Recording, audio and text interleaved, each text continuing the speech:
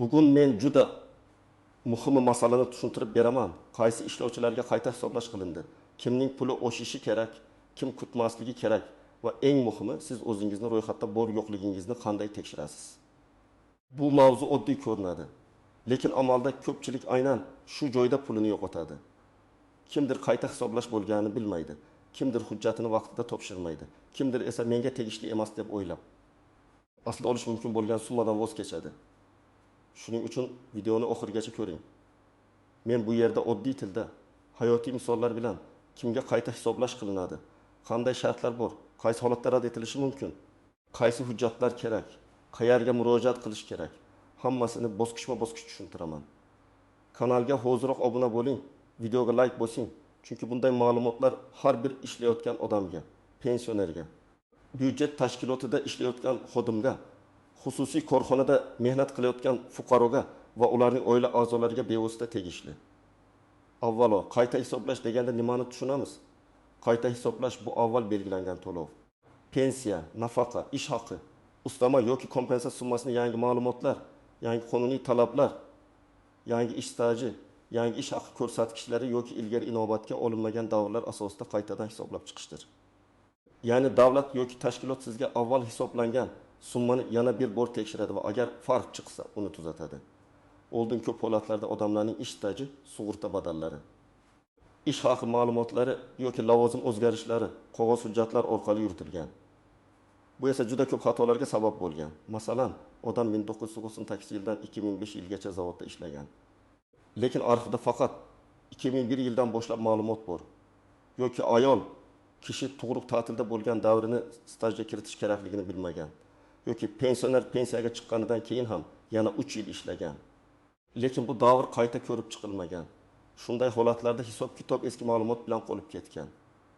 Hozir esa tizim asta-sekin raqamlashtirilgani soliq, bandlik, pensiya jamg'armasi va boshqa idoralar o'rtasida ma'lumot almashinuvi kuchaygani sababli ayrim toifalardagi ishlovchilar bo'yicha qayta hisoblash amalga oshirilmoqda.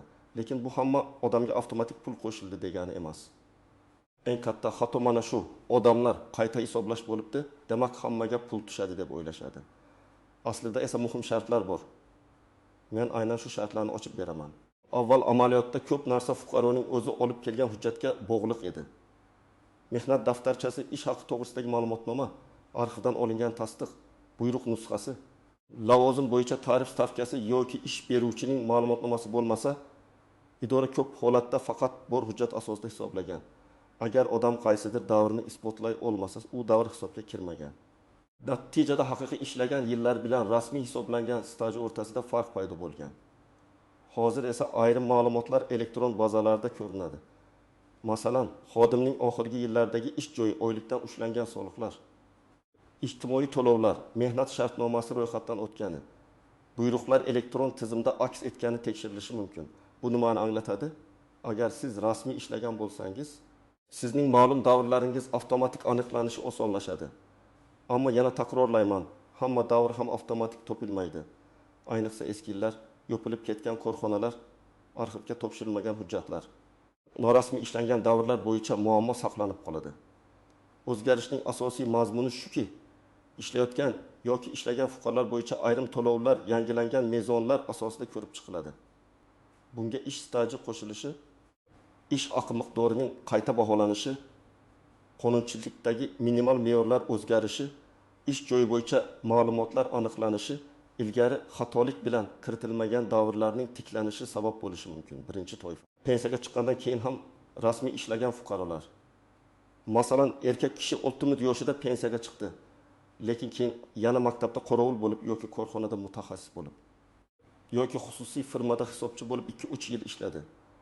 Agar bu ish rasmiy bo'lgan bo'lsa, mehnat shartnomasi tuzilgan bo'lsa, ish haqi hisoblangan bo'lsa, soliq va tegishli ajratmalar yuritilgan bo'lsa, ayrim holatlarda pensiya yoki unga bog'liq hisob-kitob qayta ko'rib chiqilishi mumkin. Bu yerda asosiy savol, bu ishlagan davr pensiya tayinlangandan keyingi davr sifatida qayta hisoblashga ta'sir qiladimi yoki yo'qmi? Buni albatta tekshirtirish kerak. Masalan, Hasan aka 2020 yilda yoshga do'yib pensiyaga chiqdi. Pensiyasi 1.200.000 so'm bo'lib belgilandi. U pensiyaga chiqqandan keyin ham 2022 va 2023 yillarda rasmiy ravishda ombor mudiri bo'lib ishladi. Oyligi 2 million 800 ming so'm bo'lgan. Agar qonunchilikda nazarda tutilgan shartlar bajarilgan bo'lsa, uning keyingi mehnat faoliyati ayrim hisob-kitoblarga ta'sir qilishi mumkin. Lekin agar Hasan aka men ishladim-ku deb og'zaki aytsa-yu, korxona uni rasmiylashtirmagan bo'lsa, bu davrni isbotlash qiyinlashadi. Ikkinchi toifa. Ish stajida bo'shliq bo'lganlar. Bu juda keng tarqalgan holat. Odam 25 yil ishlagan deb o'ylaydi, lekin hujjatda 12 yil chiqadi. Nima uchun? Chunki bir korxona tugatilgan, ikkinchisida mehnat daftarchasiga yozuv noto'g'ri qo'yilgan. Uchinchi joyda buyruq raqami yo'q. To'rtinchi davrda esa ish beruvchi to'lovlarni ko'rsatmagan. Qayta hisoblash jarayonida aynan shunday bo'shliqlar topilsa va siz tasdiqlovchi hujjat olib kelsangiz, hisob o'zgarishi mumkin. Masalan, Dilbar opa 1999 yildan 1996 yilgacha tikuv fabrikasida ishlagan. Mehnat daftarchasida yozuv bor, lekin murxira lavozim aniq ko'rinmaydi. Pensiya tayinlanayotganda bu davrning bir qismi hisobga olinmagan. Keyin Dilbar opa arxivdan haqiqatan ham falon sanadan falon sanagacha ishlagan degan ma'lumotnoma oldi. Mana shu hujjat asosida staj tiklanib, qayta hisoblash bo'lishi mumkin. Uchinchi toifa. Ish haqi ma'lumotlari noto'g'ri yoki to'liq olinmagan fuqarolar. Pensiya va ayrim to'lovlar hisobida ish staji bilan birga ish haqi ham muhim. Agar sizning oyligingiz yuqori bo'lgan davr hisobga olinmay, pastroq davr olingan bo'lsa, natijada to'lov ham kam chiqadi. Ayniqsa eski yillarda odamlar qaysi yillar foydaliroq bo'ladi degan savolni bermasdan hujjat topshirgan. Natijada pensiya past hisoblangan. Masalan, Jamshid aka 2005-2010 yillarda katta qurilish kompaniyasida yuqori maosh bilan ishlagan. Keyin sog'lig'i sabab pastroq ishga o'tgan. Pensiya hisobida esa oxirgi past ish haqi davri ko'proq inobatga olingan. Agar qonun ruxsat beradigan davrlar ichida yuqoriroq ish haqi tasdiqlansa, qayta hisoblash natijasida uning oylik to'lovi oshishi ehtimoli bor. Lekin bu uchun men ko'p olgam deyish yetmaydi. Ish haqi ma'lumotnomasi, arxiv hujjati, soliq ma'lumotlari yoki ish beruvchining rasmiy tasdig'i kerak bo'ladi. 4-toifa. Budjet tashkilotlarida ishlagan yoki ishlayotgan xodimlar. Maktab, bog'cha, shifoxona, madaniyat markazi, sport maktabi, mahalla tizimi, davlat idoralari kabi joylarda lavozim stavkalari, ustamalar, toifa, malaka, navbatchilik, zararli sharoit, tungi ish, qo'shimcha yuklama kabi masalalar juda ko'p. Qayta hisoblash ayrim holatda aynan noto'g'ri qo'llangan stavka yoki ustama sababli bo'lishi mumkin. Masalan, o'qituvchi 20 stavka emas, 27 stavka dars bergan, sinf rahbarligi qilgan, daftar tekshirgan. Lekin bu to'lovlar to'liq aks etmagan bo'lishi mumkin. Yoki hamshira tungi navbatchilik qilgan, lekin tungi soatlar noto'g'ri hisoblangan. Bunday holatda ish haqi bo'yicha qayta hisoblash talab qilinadi. Buni pensiya qayta hisobidan farqlash kerak. Biri ish beruvchi orqali oylik qayta hisoblanishi, ikkinchisi pensiya organi orqali pensiya qayta hisoblanishi. Agar siz butun mehnat faoliyatingiz bo'yicha hujjatlaringiz to'liq bo'lsa, pensiya yoki to'lov tayinlanganda barcha davrlaringiz to'g'ri kiritilgan bo'lsa, keyin qo'shimcha rasmiy ish staji paydo bo'lmagan bo'lsa va ish haqi ma'lumotlarida xato yo'q bo'lsa, sizda katta o'zgarish bo'lmasligi mumkin. Bu yomon degani emas. Bu shunchaki hisob-kitob avvaldan to'g'ri bo'lganini anglatadi. Agar siz norasmiy ishlagan bo'lsangiz, ya'ni ish beruvchi sizni rasmiylashtirmagan, mehnat shartnomasi bo'lmagan, oylik qo'lga berilgan bo'lsa, qayta hisoblashdan katta natija kutish qiyin. Chunki davlat organlari rasmiy dalilga qaraydi. Lekin bu ham umuman imkon yo'q degani emas. Ayrim hollarda sud tartibida mehnat munosabatlari isbotlanishi mumkin, lekin bu ancha murakkab, vaqt va dalil talab qiladigan jarayon. Agar sizning murojaatingiz faqat qo'shnimga oshibdi, menga ham oshsin degan mazmunda bo'lsa, bu asos bo'lmaydi. Har bir odamning staji, ish haqi, ishlamasini to'lov turi alohida ko'riladi. Ikki odam bir joyda ishlagan bo'lsa ham, ularning hisob-kitobi boshqacha chiqishi mumkin. Biri to'liq stavkada ishlagan, ikkinchisi yarim stavkada, biri yuqori malaka toifasida bo'lgan. Ikkinchisi toifasiz. Biri rasmiy buyruq bilan ishlagan, ikkinchisi vaqtincha fuqarolik shartnomasi bilan xizmat ko'rsatgan bo'lishi mumkin. Birinchi shart rasmiylik. Qayta hisoblash uchun eng kuchli asos bu rasmiy hujjat. Mehnat daftarchasi, elektron mehnat daftarchasi, mehnat shartnomasi, ishga qabul qilish buyrug'i, ishdan bo'shatish buyrug'i, ish haqi ma'lumotnomasi, arxiv ma'lumotnomasi, soliq to'lovlari haqida ma'lumot. Pensiya hujjatlari bularning hammasi muhim. Ikkinchi shart davr aniq bo'lishi kerak. Taxminan 5 yil ishlaganman degan gap hisob kitob uchun yetmaydi. Qaysi sanadan qaysi sanagacha ishlagansiz? To'liq stavkami yoki yarim stavkami? Lavozim qanday bo'lgan? Oylik qancha bo'lgan? Ish joyi nomi o'zgarganmi? Korxona tugatilganmi? Shu savollarga javob kerak bo'ladi. Uchinchi shart huquqiy asos bo'lishi kerak. Har bir qayta hisoblashning qonundagi sababi bo'ladi. Masalan, yangi hujjat topildi. Ilgari xato qilingan, staj noto'g'ri kiritilgan, ish haqi noto'g'ri olingan, qonunchilikdagi norma o'zgargan, minimal miqdor oshgan yoki muayyan toifadagi xodimlar uchun alohida tartib belgilangan. Agar huquqiy asos bo'lmasa, xodim ham, pensiya organi ham shunchaki xohish bilan summani oshira olmaydi. 4-shart murojaat va muddat. Ba'zi qayta hisoblashlar avtomatik bo'lishi mumkin. Lekin juda ko'p holatda fuqaroning o'zi ariza berishi kerak. Ayniqsa hujjat sizning qo'lingizda bo'lsa, organlar uni bilmasligi mumkin. Masalan, arxiv ma'lumotnomasini siz topdingiz, lekin uni topshirmaguningizcha tizimda paydo bo'lmaydi. Shuning uchun o'zi biladi deb kutib o'tirmaslik kerak. Birinchi misol, ishlayotgan pensioner Karim aka pensiyaga chiqqach 2 yil rasmiy haydovchi bo'lib ishladi. Har oy 3 million so'm oylik oldi. Soliq ushlanib bordi. U pensiya bo'limiga borib, men pensiyadan keyin rasmiy ishladim. Qayta hisoblashga asos bormi deb ariza berdi. Mutaxassislar uning elektron mehnat ma'lumotlarini ko'rdi. Ish beruvchi ma'lumotlarni tekshirdi.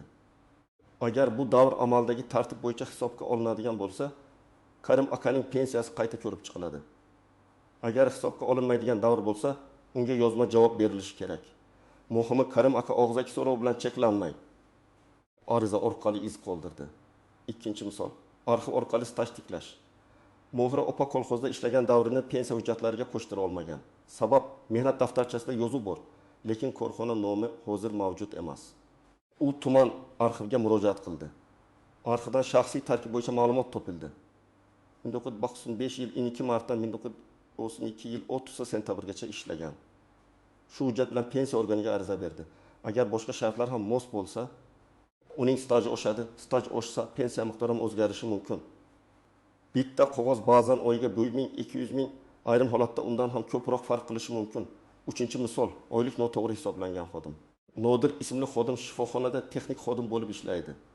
U tungi navbatchilikka chiqqan, bayram kunlari ishlagan, lekin tabelda soatlar noto'g'ri aks etgan. Natijada unga kamroq oylik hisoblangan. Bu pensiya emas, ish haqi masalasi. Nodir avval buxgalteriyadan hisob varaqalarini so'rashi, tabel nusxalarini ko'rishi bo'lim boshlig'i yoki kadrlar bo'limidan buyruqlarni tekshirishi kerak. Agar xato tasdiqlansa, ish beruvchi qayta hisob kitob qilib, farqni to'lashi lozim.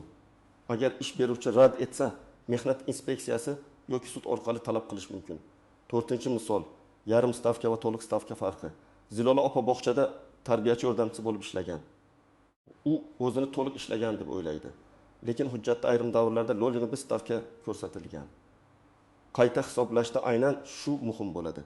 Chunki staj hisoblanishi ish haqi bazasi to'lov miqdori stavkaga bog'liq bo'lishi mumkin. Agar haqiqatda to'liq stavka ishlagan bo'lsa, lekin hujjatda yarim stavka yozilgan bo'lsa, buni buyruq, tabel, oylik vedomosti orqali isbotlash kerak. Aks holda organ hujjatdagi 0,5 stavkani asos qilib oladi. Eng katta nozik jihat shuki, qayta hisoblash har doim ham ortiqcha pul beriladi degani emas. Ba'zan tekshiruvda avval ortiqcha hisoblangan holat ham aniqlanishi mumkin. Shuning uchun hujjatlaringizni tartibga keltirib, mutaxassis bilan maslahatlashib harakat qilish kerak. Men odamlarni qo'rqitmoqchi emasman, lekin haqiqat shuki, hisob-kitob ikki tomonga ham o'zgarishi mumkin. Agar siz faqat oshishini kutib murojaat qilsangiz, lekin hujjatlarda avvalgi xato teskari yo'nalishda bo'lsa, savollar tug'ilishi mumkin. Yana bir nozik masala, fuqarolik huquqiy shartnoma bilan ishlash. Ba'zi odamlar men kompaniyada ishladim deydi. Lekin aslida mehnat shartnomasi emas, xizmat ko'rsatish shartnomasi bo'lgan. Bu holatda mehnat staji va ijtimoiy ajratmalar masalasi boshqacha baholanadi. Shuning uchun shartnomangiz nomiga qarang, mehnat shartnomasimi yoki pudrat? Xizmat ko'rsatish, mualliflik, maslahat xizmati shartnomasimi? Bu juda muhim. Yana bir muammo, korxona tugatilgan.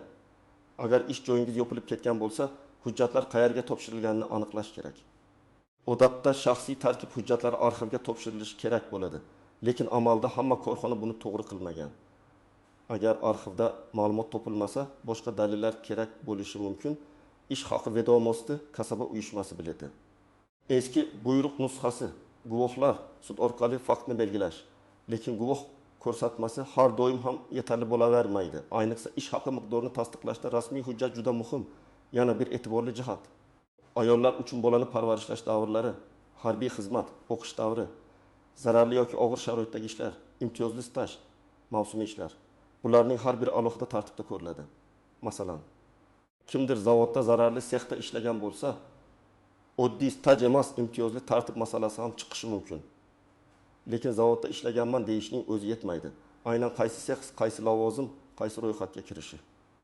Mehnat sharoiti qanday bo'lgan hujjat bilan isbotlanadi. Endi men sizga aniq qadamlarni aytaman. Birinchi qadam, o'zingizning mehnat tarixingizni yozib chiqing. Qog'ozga yoki telefonga barcha ish joylaringizni sanalar bilan yozing. Qachon ishga kirgansiz, qachon chiqqansiz, lavozimingiz nima bo'lgan? To'liq stavkami yoki yarim stavkami? Oylik taxminan qancha bo'lgan? Bu ro'yxat sizga qaysi joyda bo'shliq borligini ko'rsatadi. Ikkinchi qadam, mavjud hujjatlarni yig'ing. Mehnat daftarchasi, elektron mehnat daftarchasidan ma'lumot, pasport yoki ID karta, JSHIR, pensiya guvohnomasi bo'lsa, ish haqi ma'lumotnomalari, buyruq nusxalari, arxiv ma'lumotnomalari, soliq ma'lumotlari, hisob varaqalari, tabel nusxalari. Hujjatlarni suratga olib alohida papkada saqlang. Asl nusxalarni yo'qotmang. Uchinchi qadam, qayerga murojaat qilishni to'g'ri tanlang. Agar gap pensiya yoki nafaqa qayta hisoblash haqida bo'lsa, pensiya jamg'armasining hududiy bo'limiga yoki davlat xizmatlari markazi orqali murojaat qilasiz. Agar gap ish haqi, ustama, tungi ish, bayram kuni, ta'til puli kompensatsiya haqida bo'lsa, avvalo ish beruvchining buxgalteriyasi va kadrlar bo'limiga yozma ariza bering. Natija bo'lmasa, mehnat inspeksiyasi yoki sud tartibini ko'rib chiqasiz. To'rtinchi qadam, arizani og'zaki emas, yozma bering. Arizada shunday mazmun bo'lishi mumkin. Mening mehnat stajim va ish haqi ma'lumotlarimni qayta ko'rib chiqib, amaldagi qonunchilik asosida qayta hisoblashni so'rayman. Ilova sifatida quyidagi hujjatlarni taqdim etaman. Keyin hujjatlar ro'yxatini yozasiz. Arizani topshirganda kirim raqami oling yoki elektron yuborsangiz, tasdiqni saqlang. Bu keyin javob talab qilish uchun kerak. 5-qadam, yozma javob oling.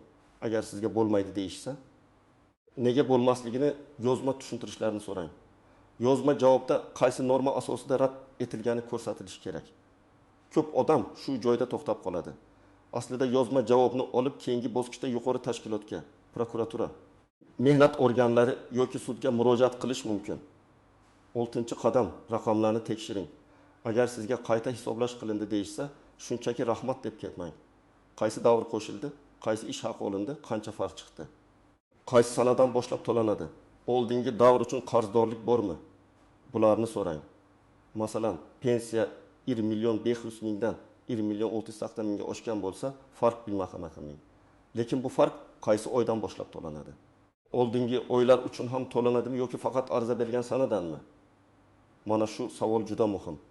7-qadam, xatoni kechiktirmang. Agar siz bugun hujjat topgan bo'lsangiz, 1 yil kutmang. Chunki ayrim to'lovlarda muddatlar bo'lishi mumkin. Ayrim farqlar faqat murojaat qilingan sanadan boshlab hisoblanishi mumkin. Siz kechiksangiz, pulingiz ham kechikadi yoki ayrim davrlar bo'yicha talab qilish qiyinlashadi. Birinchi xato. Faqat qo'shnining gapiga ishonish. Falonchiga oshirib berishibdi degan gap sizning holatingizga mos kelmasligi mumkin. Har doim o'z hujjatingizni tekshiring. Ikkinchi xato, arxivga bormaslik. Eski ish joyi yopilgan bo'lsa ham, hujjatlar arxivda bo'lishi mumkin. Ko'pchilik baribir topilmaydi deb urinmaydi. Men esa avval arxivdan rasmiy javob olishni maslahat beraman. Topilsa yaxshi, topilmasa keyingi yo'lni tanlaysiz. 3-xato. Ish beruvchidan hujjat talab qilmaslik. Hali faoliyat yuritayotgan korxona sizga ishlagan davringiz, lavozimingiz, ish haqi haqida ma'lumot berishi mumkin. Albatta bu qonuniy tartibda va ariza asosida bo'ladi. Buxgalteriya bermayapti degan holatda ham yozma murojaat qiling.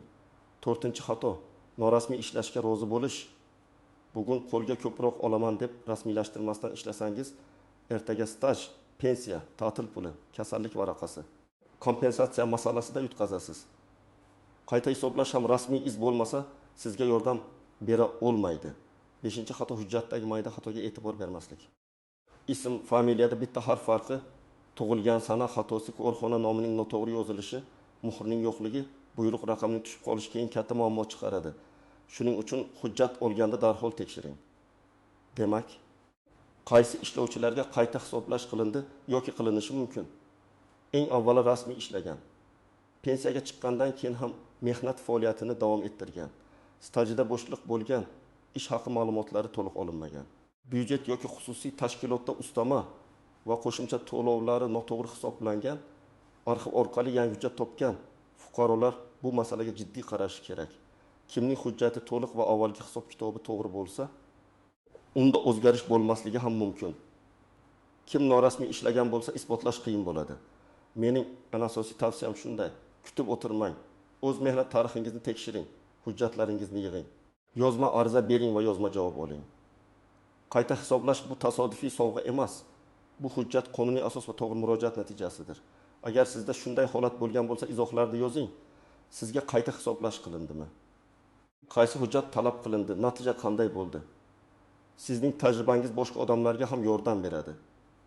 Videoga like bosing, kanalga obuna bo'ling va yaqinlaringizga yuboring. Chunki bu ma'lumot bir kun kelib ularning ham pulini, stajini va qonuniy huquqini himoya qilishi mumkin.